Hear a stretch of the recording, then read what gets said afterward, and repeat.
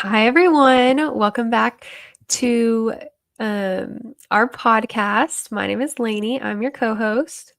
And this is Abraham, the other co host for the Grants and Government Contracting Podcast. Thank you for joining us. For some of you who are joining us live, it's good to see you here. For some of you who are watching this on replay, it's also great to have you hang out with us as well. Yeah, so we're really excited this week.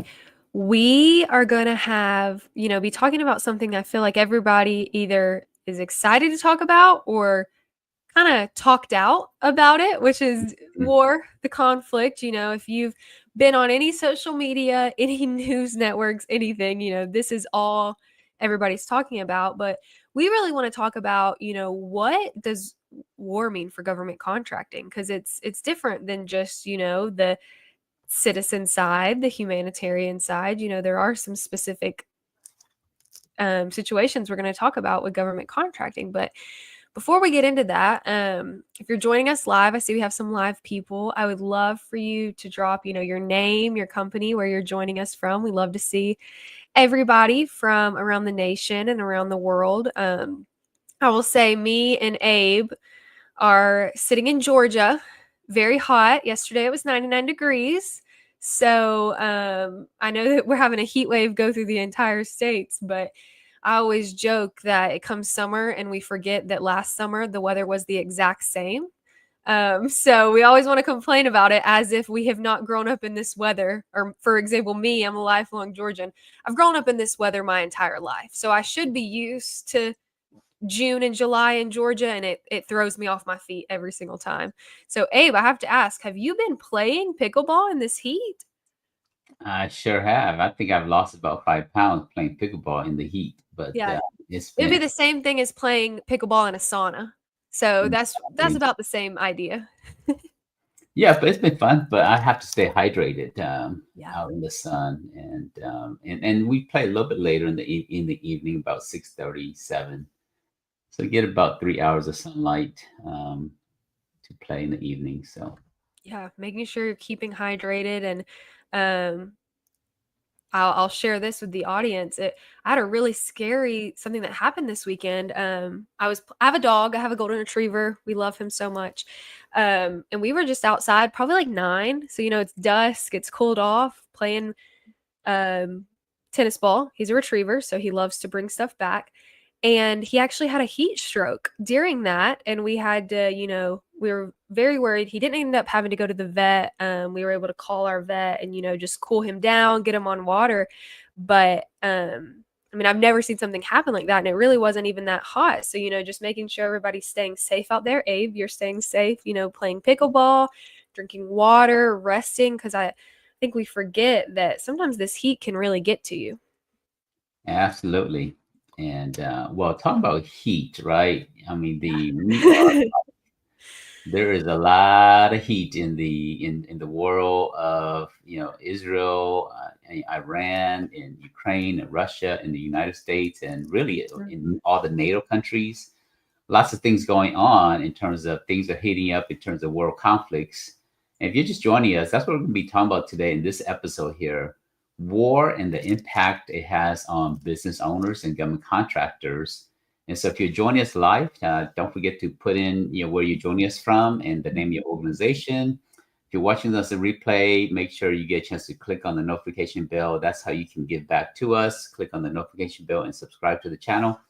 But let's go ahead and dive in. Let's talk about, we can talk about, live pickleball and Alfie and all the other things, but let's dive into really what everybody's here to talk to listen about, and the war and the pending of war and anytime there's conflict.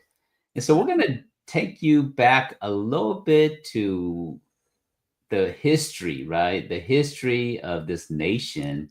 Yeah. And this nation was founded on what? It's war, the Revolutionary War, which is, Mhm. July 4th, 1776, which I know that some of us will be eating hot dogs next Friday, for that July 4th. But I think that's important to note that like Abe just said, that's what we were founded on. I mean, the whole reason that we are America is we had to fight a war to get here, from the British. You know, everybody's heard the British are coming, the British are coming. You know, got that, and then throw in the tea into the harbor.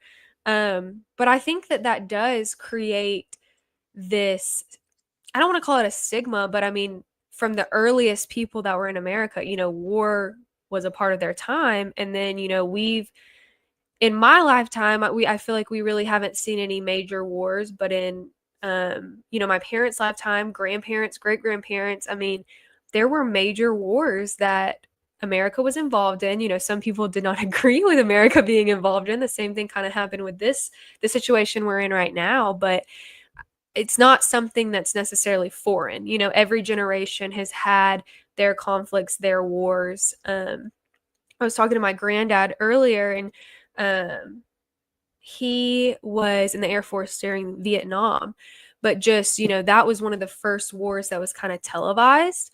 And I was talking about, you know, what the current things that we're going through with Russia and Ukraine, and then this with Iran, how different would it be if it wasn't televised? You know, what is it that media kind of fear mongering us? I mean, I know it's real situations, so they're not lying to us about it, but it's, what would that look like to not have the media where we get to see every single thing? We have videos of what's going on. You know, we have pictures where in the past when certain things like this have happened, it's really a government and a military issue instead of becoming an entire nation issue. I don't know if you have any thoughts on that, Abe. Well, this is a touchy subject, right? To talk about war and Yeah. but what we want to do is we want to talk about the good, the bad, and the ugly. Mhm. And so the framework of what we're talking about here today is not to capitalize on people's lives or Mhm. people's losses, but as a business owner, we are in the government contracting industry, and the DoD represents about Department of Defense. Their budget represents about 55-60% of all contracting opportunities. And so yes, we also recognize that there are losses, people's lives uh, Mhm. have been lost during this year. Uh, our military people are in danger. Whether we consider somebody an enemy combatant or not, uh, the reality of it is war is ugly. But also, we want to look at outside the human side of it. We also want to look at the human side from you as a business owner. We live in an economy that is built around as government contractors. We live in an economy that's built around the DoD, and so Yeah. we also want to look at what are the opportunities, what are some challenges, and where do you need to, what kind of perspective should you have on this here? How do you prepare yourself and understanding the landscape of the government contracting marketplace? So that's really what we want to look at, and not to take advantage of people's lives and losses, but to look at, okay, we are a defense economy, and we call it the defense industrial base. And so we want to look at that so that you can better prepare yourself for the opportunities that will lie in the future and is currently available. That's available here, and we're not focusing a lot on civil agency, but today we want to focus on the defense industrial base and the DoD opportunities there as well. But I want to take everybody on a little bit of historical, and I want to share this site, and I'm going to put the link into the chat area. This is probably one of the best article or best thesis that I have ever read as it relates to government contracting itself. And this thesis was written by Shyam Sankar, who is the CTO of Palantir. If you don't know Palantir, Palantir is probably one of the most profitable government contracting company out there. They're publicly traded company. They're part of the S&P 500.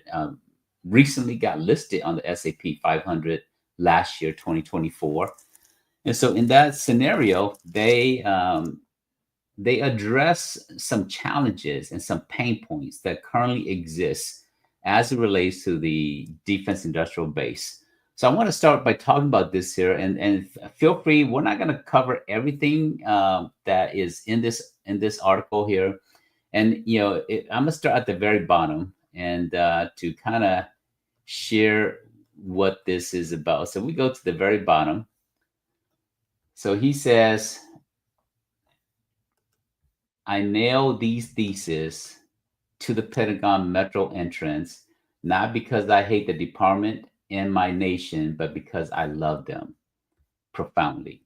So just like Martin Luther nailing the thesis on on the Catholic Church wall, he is nailing his thesis, and this is really what we're reading, looking at. So very, very insightful. But I'm going to go back to the beginning and hit a few things. So as we go through this, Sarah, again, feel free to read through the whole article. But I'm going to talk about a few items here. And he starts off by talking about we are a nation at war, whether we believe to be or not. Yeah. We constantly have enemy states, and we are at war. So that's really the framework of what he starts at, and then he goes into examples of how Russia annexed Crimea, and really the what's happened in Ukraine as well.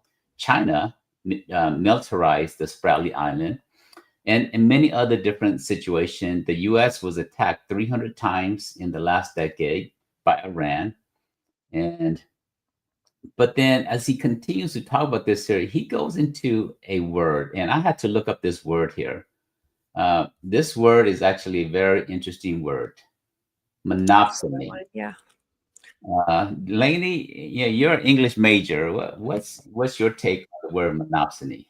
Well, I think when I first read it, I actually read it as monopoly, which is funny. But I mean, that's kind of what it is, which is mono means one. So, Mhm. we've created this economy of war where one or a very tight group knit of people are the ones that are, I don't even want to use this word, but benefiting from war. Mhm. And that's just the truth. I know we're diving into this word. I wanted to say something about the first paragraph of Mhm. that we're kind of already in war. It just looks a little bit different. I was talking, some of my family are active military and actually saw them this weekend. And of course, just talking about what's going on. And that one of them said, he said, we've been in World War III. It just looks a lot different than what World War I and II. And I don't know if we'll ever have a true war where there's people fighting, over a line in a field, that kind of stuff. It looks a lot different because of modern technology, the different things that we're doing. But we've already been in this war with, if it's with Ukraine and Russia, if it's in the Middle East, there's a lot of things that are going on. And that's what Well, he said. cyber war, right? We're Yeah. constant in a cyber war. Hmm. Yeah, 100%. So I think it's interesting because a lot of it's behind the scenes where maybe us as civilians, we're not seeing it. This week we've been seeing it, but we don't necessarily see it front and center, but it's still happening behind the scenes. But yeah, that monop mon, monopsony. Yeah, I Mhm. read it as monopoly, which I feel like it's giving the same definition as how you would use monopoly. Um, Yeah, so I actually had to, because that was the first time, I read this here about 4 months ago, 5 months ago, and this is really the first time we're talking about it publicly here. The monopsony, I had to go look it up, and what it really means is kind of the opposite of a monopoly. Whereas a monopoly, one company controls they have the good or the services, the goods or services, and they control pricing from a market perspective, from selling their products to the world. Monopsony is the opposite of that, where one organization, they have the buying power and they control the market condition.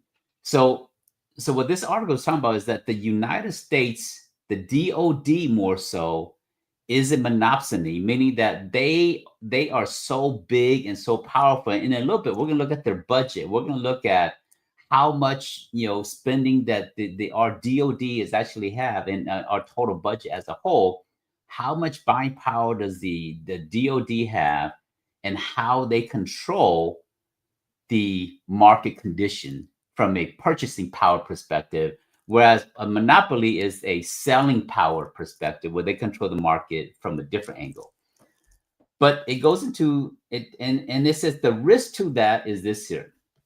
And Shine goes into, and he talks about the risk in that. He said that in back in the 60s and the from 40s, we went from 51 prime contractors that controlled that was thriving in the DoD marketplace to today there's only 5 major players.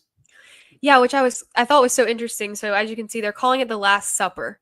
And they brought in these 51 primes, kind of a meeting. They all knew each other. They were all frenemies. And they said five of you will make it. Kind of like almost like a game of Survivor or something like that. And so we're able to see in this chart what used to be the 51 main primes and how, and we already know what one of them is going to be because we talk about them a lot, which is Lockheed Martin. They're the ones that we always talk about, but they were one of the 5 that made it out. Now, if we look at this here, there's some interesting things here, right? Because part of what Shaim is talking about here is that in the past, you have organizations or businesses, they have a government contracting department and a commercial private sector department. To where there was balance in terms of goods and services that they can provide, right? If you look at Goodyear, right? Goodyear had a Goodyear Aerospace. IBM had a Federal Systems, and we look at this here, we will see that lots of different corporations from the big Chrysler used to build technology for the government, and so you have all these different huge big conglomerate corporation, but they did private sector and they did government contracting work as well. If we look at this consolidation, all of these different companies at some point they got bought out by Lockheed Martin, or they decided to sell off or to divest all of their resources, and so we consolidate to Lockheed Martin as the top in terms of the largest in terms of revenue from the government, and then you got Boeing, and then you have RTX. And RTX, for some of you who may not be familiar with the acronym here, this is Raytheon, and then you got Northrop Grumman, and then you got General Dynamics. So all of these different companies eventually became one, like Motorola and all these different Chrysler and General Dynamics, and all of these different companies consolidate into just one. One thing I thought was interesting when I was doing research on today, I was kind of looking at the history of war in America, but war is the reason, like, we got the GPS and those kind of things. When I saw Motorola, that made me think of it. It's interesting that stuff, at one point only the military used it, and now we have our phones that you can GPS yourself anywhere. So I thought that was interesting. And the risk with this here is that as a nation, we depleted, when the war in Ukraine started, we depleted our military arsenal in 10 days, sending it to support the Ukrainian war efforts over there. And so all of the when we say we're supporting Ukraine $50 billion, we're not sending new munitions or new items to Ukraine. We're not sending, we send a little bit of that in money, but we're actually sending them our old stockpile of munitions to Ukraine. Why? Because it's been sitting there for 15 years, 20 years, 30 years. And so that's what we're sending. And then all the new technology that's being built, all the munitions and all of the weaponry that's being built is put into stockpile. What this article is talking about is that as a nation, uh, because we don't have the commercial companies that have the ability to build, to support any war effort, should there ever be a true war, where we actually, fight, as in where what's happening in Ukraine and Russia, or what happened in Gaza and Israel, we would not survive. And it talks about our enemy, which the largest manufacturer is China. China is considered an enemy combatant to the United States. They're our trade partner, but when it comes to political, they're also our a political enemy in that regard. So we cannot out manufacture China, because why? Their companies, they do commercial work and they do government DoD work, whereas we're down to five major war production companies. And so if should there ever be such a thing as that traditional war, we will lose. So that's really what this article talks about. And Palantir, which again, this article is written from their perspective. If you look at the market cap, Wow. even though they only have 3,892 employees, they have more market cap than Lockheed Martin. Lockheed Martin has 185,000 employees. They were founded in 1934. The only company that is a government contractor that is publicly traded, um, on the S&P 500 is Palantir, and they were the only one that's founded after the year 2000. Everybody else is all these old company, and this one 1886. Wow. 1886. So if you look at Huntington Ingalls, they've been around for a long time, and with over $7 billion, 44 employees. Abe, so I had a question. Mhm. We had those 51 companies and now we have these five in the government market. Yeah. Those companies, do you know anything about, did they just go out of business or they're just doing commercial? Uh, some of them that were actively, mainly in the federal space, they sold or they died off.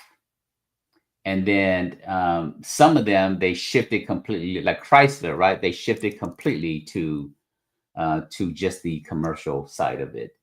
Yeah. And then there's one example that Raytheon actually decided, hey, we're so successful in the federal marketplace, why don't we start and compete in the private sector?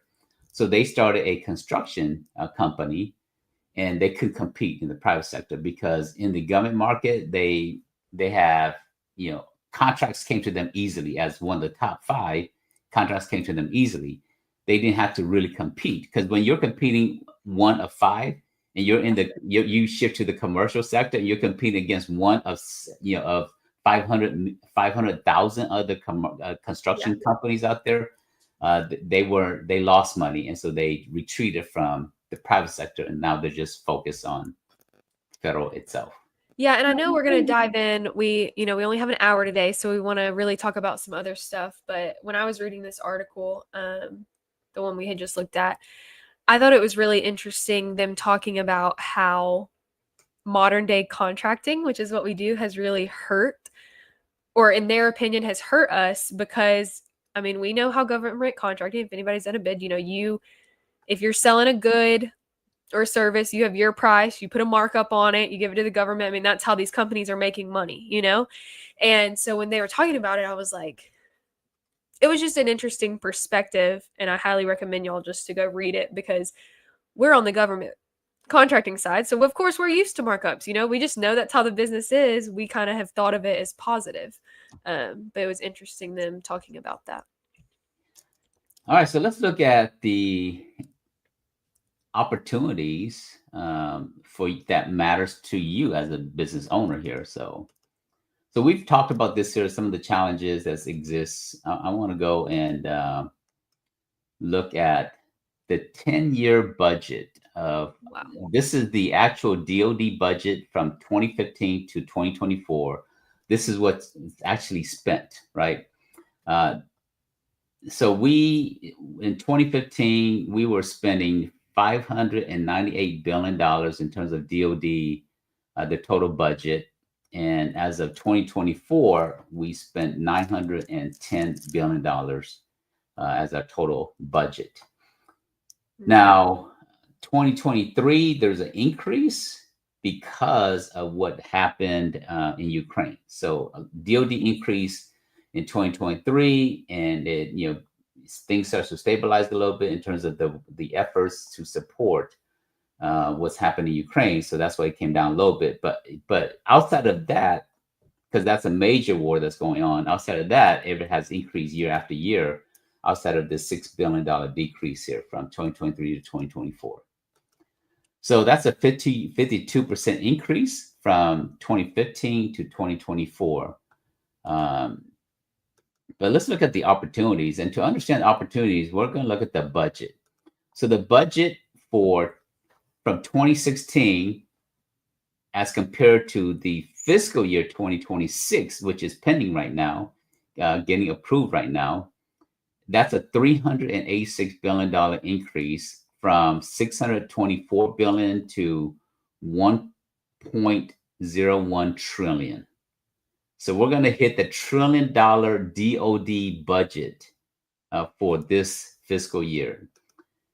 From that, that's kind of unfathomable to me. You hear trillions. We always in school talked about, the debt's at $1 trillion, whatever. But then seeing that we're going to have a budget that we spend $1 trillion in 1 year kind of blows my mind.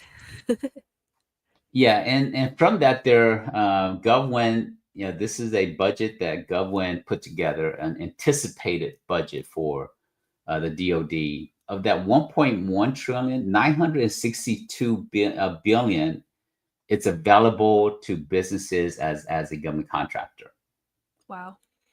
So, because not all of it is available, right? Some of it might be for personnel, might be for other things, but in terms of opportunities as for businesses who are government contractors, they're saying 962 billion of that, which is a 13.4% increase from year to 2026. But let's look at the contract awards of what happened in 2024 that's tied back to DoD. So DoD as a whole in 2024, they awarded $456 billion to businesses.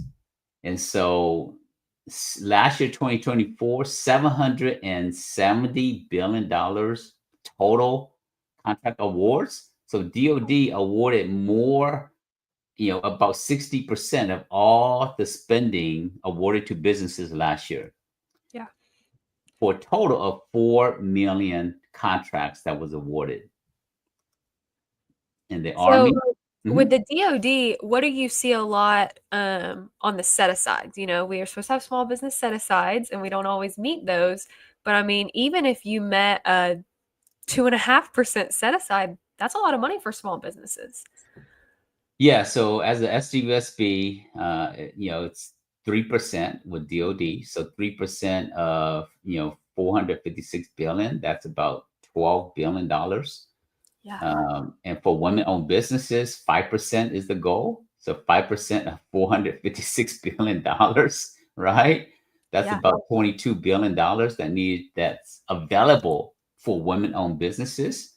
If you're an 8A company, the set-aside goal for 8A company is 5%.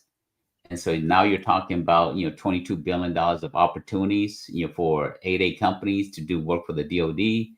Hub Zone company, the same thing, right? 3%. Yeah. So you're talking about $13 billion or so.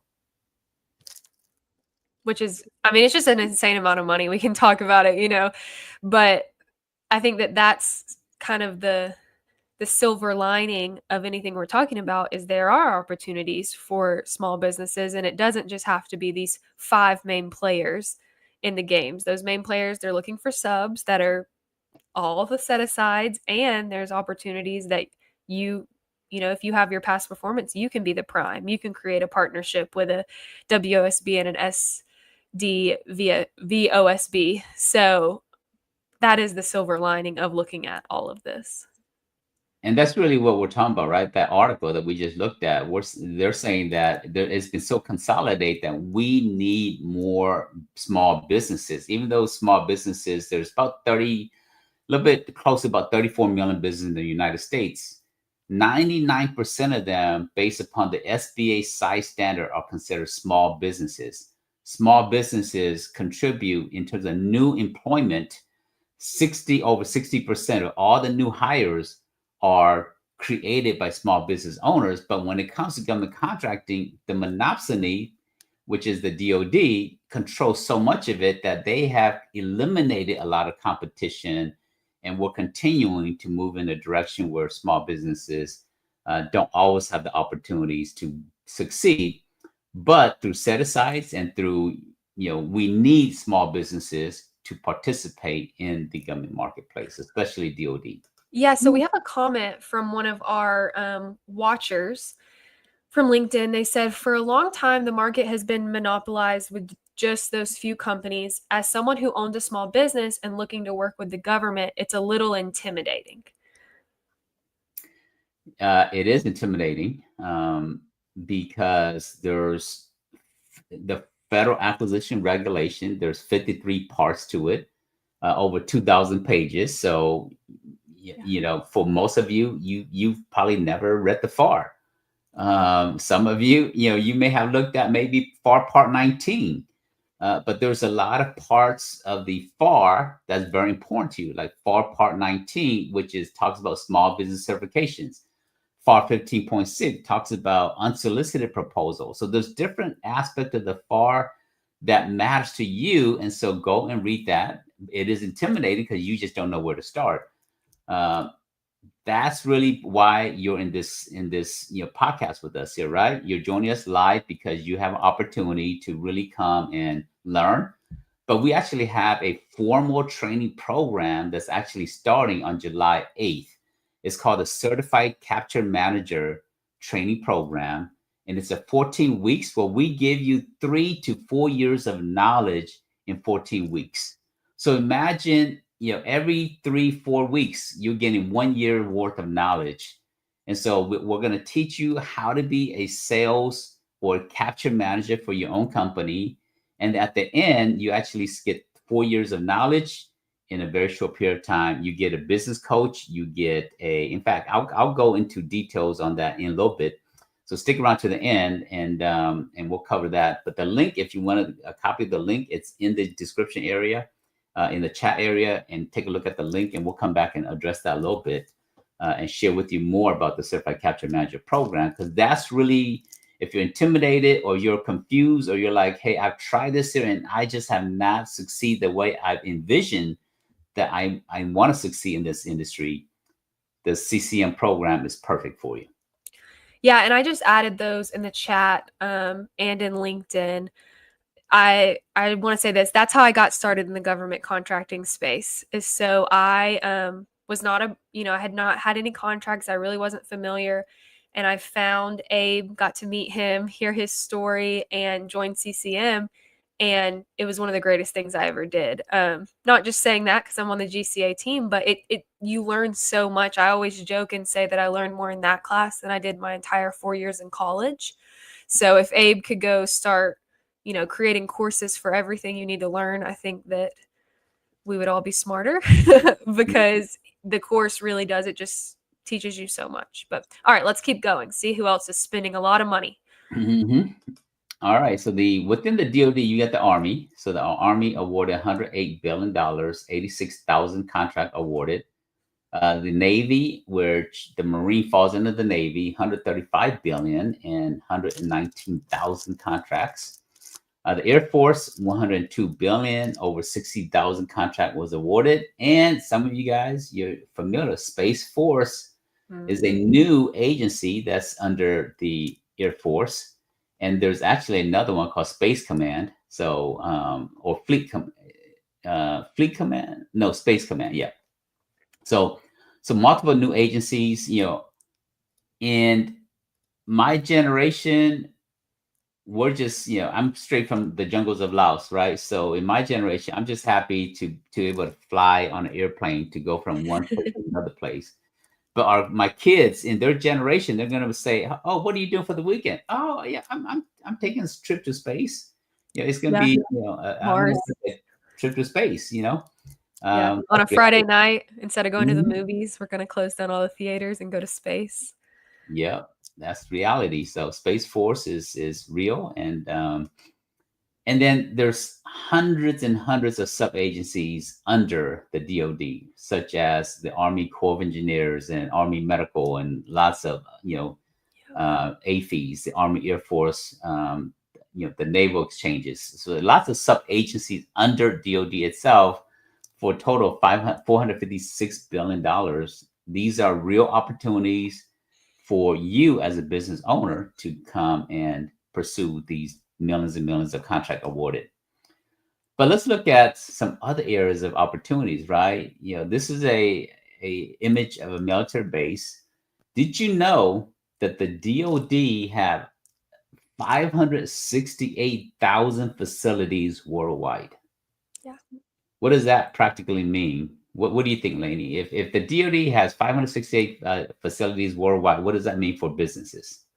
It means that if you were in facilities management, like my Mhm. company is in, they need everything. They need people to fix their air conditioning. They need people to cut their grass. A lot of those places you'll see come for bid. They need food to feed our military. They need everything. So when you look at how large that is, and you think about it, that's every continent. I don't know if I don't it's not every single country, but it's a lot of countries that we have places in. And they all need the same things. So it's not like they're self-sufficient. IT services, Yeah. document management, janitorial Security. services, security guards, HR services, leadership training, you name it, they need it. And I was talking this morning to someone at a networking breakfast, and he is actually a former contracting officer. So it's really cool to just get to speak with him. But he was saying one of the hardest things that, and he's been out for a little bit, a couple years, but he said the hardest things for them to find when it came to facilities were TVs that were not Wi-Fi, not Bluetooth, not smart mhm, TVs. He said we just needed a TV that could have cable on it. And he said you would think that's not a hard ask, but you get to looking for it and you're like, well, they don't make TVs. Everybody wants a smart TV. So then mhm, you were actually paying, they ended up paying more money for just you know, a dumb TV. yeah, a standard screen. That is what they wanted versus, you could have went to Walmart and buy a 90-inch TV for $200, but they didn't want any of that. So some of the things can be very, very niche. Things that they need just because it's security. And they can't they didn't want somebody to be able to hack their TVs is what it was. So, Mhm. Yeah, we call it IoT, right? The Internet of Things. yeah. So when we say we have a smartphone, that means it's connected to the internet. If we say we have a smart TV, it's connected to the internet, and that means that a smart refrigerator, a smart coffee maker, whatever you got, there's Light bulbs now. Internet of Things. Everything's connected to the internet, and the software that manages that, a lot of it is written by third party countries, and Yeah. and so if they make the product, they put software behind it. In some enemy states, there's a back door through the software, and Yeah. so they can snoop in the US, especially the military. They don't want any of those things there. Which So I would say the military is not using this, but something I've been seeing a lot of is that either if it's from different countries or whatever, people are able to hack baby monitors. I know that's very random. I am expecting, so that's something I have been kind of researching, but I would have never thought that. I would have never thought that somebody wants to log in and look at my baby monitor in the middle of the night. But now they're all coming out with baby monitors that are kind of a step back where they don't connect to Wi-Fi because then it can't be hacked. So I think it's funny how we go forward and then we go back. It's kind of mhm. like a wheel of science. That's the reality that we live in. And then let's talk about NATO, right? Yeah, this just happened. We've had the conflict between Israel and Iran for the last 14, 15 days. And, you know, President Trump went to meet with NATO countries and said, hey, we are going to um, ask and demand, not just ask, you know, the US is demanding that all NATO countries, all 32 countries, increase their GDP, their DoD spending to 5% of the GDP. Mhm. So now most countries are at about, some of them are under 1%, some of them are at 2%, but nobody's at 3%. Mhm. The US is the only country that's at 3.5% of DoD spending as relates back to GDP. So 5% of the US's total GDP is about $29 billion. So we're at about 1 trillion going into 2026. So we're at 3.5% of GDP. And the goal is to get to 5% for all NATO countries. Yeah, And which it's interesting that we're the ones spending 3.5% because we have the largest GDP, where some of these other ones, like you said, are spending 1% and they have way smaller GDPs than we do. but practically, what does that mean? That means that as a business in the government market, DoD is the largest ecosystem as it relates to government contracting opportunities. Whether we like it or not, your business have to have a focus on DoD and DoD's expenditure and DoD opportunities. So tracking all of these budgets and all of these statistics, it's important for you so that you can prepare appropriately. Yeah, I agree. Are are you going to pull up one of our favorite websites to show about this? I'm actually pulling up. We talked about the Capture Manager program. Oh yeah, Yeah, that's a good one. I want to share a little bit about this here. So if you are confused or you're trying to think, okay, how do I navigate the DoD, be part of the defense industrial base? How do I navigate this marketplace? We actually have a great program to really help you to navigate this industry here. And it's called the Certified Capture Manager and the CCM. We call it short CCM program. And it's a professional training program. It's equivalent. It's actually approved by the state of Georgia as a post-secondary educational program, very similar to private university, but instead of a degree program, it's a certificate program. We go Yeah. through the same rigorous process that the state of Georgia will have to approve private universities, or, for example, if you want to be a barber, if you want to be a hairstylist, the schools that you attend, they have to get approved by the state of Georgia with certain standards and certain curriculum that has gone through a vetting process. So the CCM program, it's state approved. We're actually in the process of getting um, approval by the VA so that we can take GI Bill as well. So in the very near future, that's very possible that veterans can actually use the benefits to enroll to the CCM program. But what do you get here, right? So this here benefits to you is it helps you to win more contracts. That's really benefit number one. It also distinguishes you from all your peers because we graduated about 400-ish students from this program here. And it distinguishes you from everybody else as a certified capture manager. Even though you may be the CEO of your own company, but automatically you're also the capture manager. You're the chief rainmaker.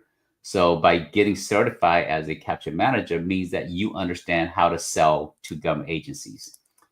If you are a salesperson and you're not the CEO of your own company, but you're a salesperson working for another company, we actually have large corporations that send their salespeople to the CCM program, and where their company pay for them to attend the CCM program.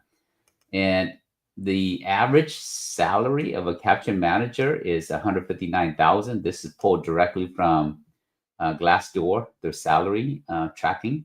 So if you're a salesperson, the average salesperson is about 65,000. Yeah. You can potentially increase your salary. Now, 159 means you're not a junior capture manager, right? That means that you have experience. Yeah. Well, we've seen too, and I know you just pointed this out, but I mean, we've seen companies come through where maybe they have their top 3 people come through, their CEO and 2 people, and they take it together because there is some partnerships that, form study partners and that kind of stuff through CCM, but taking it together that way they can learn together. And then once they graduate are able to kind of take it back to their company and put the pen to paper and begin, they're all on the same page because they've been through the same course. Yep. So what's in here? 14 weeks of instructor-led classes. You also get the Gov Fast Track software. You get the Gov LMS, the learning management. You also, at the end, you take a test to pass so that you can be certified. There's a boot camp at the end, 2-day boot camp, and 12 hours of videos. And we have a new tool that's actually available. So let me share that new tool with everybody. So we actually have the prep certification program. In the prep certification program, you actually, you as a student in the CCM program, this is a self-paced, prep stands for procurement readiness educational program. And with this here, you actually get all of the resources to create your capability statement, your marketing documents, your capability video, how to you getting registered in SAM, and all of this here. And some of you are already registered in SAM, but it makes sure that you're properly registered in SAM. I would say about up to date. Yeah. Yep, 75% of you are not properly registered in SAM. And so this here will help you to do that there. So lots of great resources available to you. And let me give you an example of the Gov Fast Track software. This is an example of one of the companies that went through the CCM program. They came, and so in the CCM program, we take you through the 5 P's. P plus P plus P plus P equals P. The last P is profit. So we take you through really 4 phases to get to the profit phase. And it gives you a step-by-step process of how to succeed and how to grow, especially in the DoD. And so if you click on assessment, it's got all these different steps. These are the steps. Now, if you're thinking, I haven't succeeded in the government market the way, now some of you have won, you get lucky, you win 1 or 2 contracts, but you can't reproduce the success. But the reason you can't reproduce the success is there's steps in here that you're missing. Yeah. Now, do you need to do all these steps here to win a contract? No. Because all you need to do is be registered in SAM and submit a proposal. But that's getting lucky. The more of these steps that you put in place, the more infrastructure that you have, the greater your chances of succeeding. So that's what this is, right? It takes you from your business infrastructure to your marketing, to your image, your branding, your capability brief, your PowerPoint, your capability videos. I would say 95% of you do not have a capability video. Yeah. And that's a shame. Why? Because contracting officer, they rather click a video to watch and learn about your company, your capabilities, versus looking through your PDF of your capability statement. So we teach you how to do that there. And we give you examples, not only just teach you, but give you examples. And then we talk about networking, where to go to build relationship. If you're emailing a contracting officer, what do you say? We put templates in here. All these templates are in here already.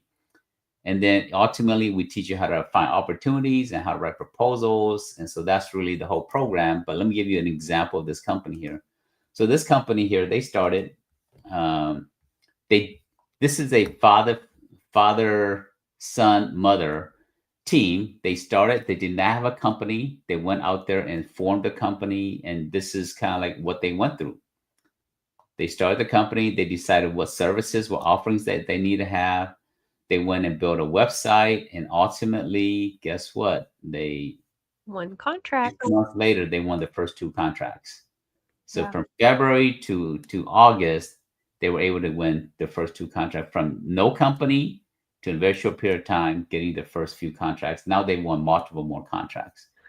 And I But know that Abe right now, him showing you all these this huge spreadsheet, it looks very intimidating, but that's why the course is so great, because each week it's broken down. You have your homework, you have what you're looking at, that it's not overwhelming. If you're just starting a company or something and you don't have guidance, it can be very overwhelming, especially when you have a million things on your to-do list. Where do I start? How do I even go? You're getting caught up in the minuscule things. That's why CCM is so great, because each week you're learning how to do it, and then you're applying it for your homework in your lab. So it's very straightforward. so we got time for a few quick questions before we wrap up here. So I want to see if anybody have questions in terms of what we've covered about the DoD, the budgets, or about the CCM program, or anything else out there. See if we have any questions for anybody, and then we will wrap up today's podcast. Now, if you're just joining us live, thank you for hanging out with us. If you're watching this on replay, it's always great to have you join us on replay. Leave a comment if you're watching this on replay. Let us know what you're learning, and if you want to learn something, you want us to cover something in our podcast, a topic or something like that, leave a comment, and we will do our best to. I read through pretty much every single comment out there, so if you leave a comment, we'll read through it, and we can address some of your specific pain points as well. Any questions for anybody? You can put in the chat area in terms of your questions that you may have for us, and then we'll close out today's podcast with any final questions that anybody has. Yeah, and I just dropped our contact us that has our email. If you want to email us, have any questions about anything, want to kind of get in contact, and it also has our YouTube. So that's where all of our past podcasts are going to be on. Future ones are posted there, so you can register and never miss another podcast. We do this every Wednesday at 11:30 Eastern Standard Time, and we're always teaching or trying to bring kind of a little bit about what's going in our world and how it really affects government contracting. Before we sign off, Abe, I wanted to ask this. So I know this has been an ongoing 6-month conversation because of just everything that's happened this year, but are you starting to see a lot more opportunities, trickle through? I know we were kind of some people at a standstill. Some of our clients had even, not lost contracts, but they were no longer contracts. Like they had won and they weren't able to participate. So are you kind of seeing that turn back around since we're, halfway through the year? Yeah, absolutely. There's some big changes that's happening right now. When the new Trump administration took office, they went through cut. Doge went through terminating contracts. A lot of opportunities that people have submitted proposals on were not being released because they were not awarding contracts during that period for the last 6 months, pretty much. Yeah. But what I've seen in the most recent few weeks is this year.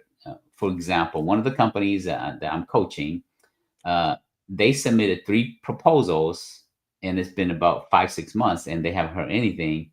Well, within 1 week, they got awarded 2 contracts and 1 contract pending. But it may, if they can defend why it should be awarded, they may take that 1 proposal that was or 1 opportunity, they may just take off the board completely. But within a week and a half or so, they were able to get notification on 3 contract opportunities. 2 of them, they're going to win those 2. So yes, so there's opportunities being released right now. I've seen an influx of new projects being listed in sam.gov or in govgenie.com.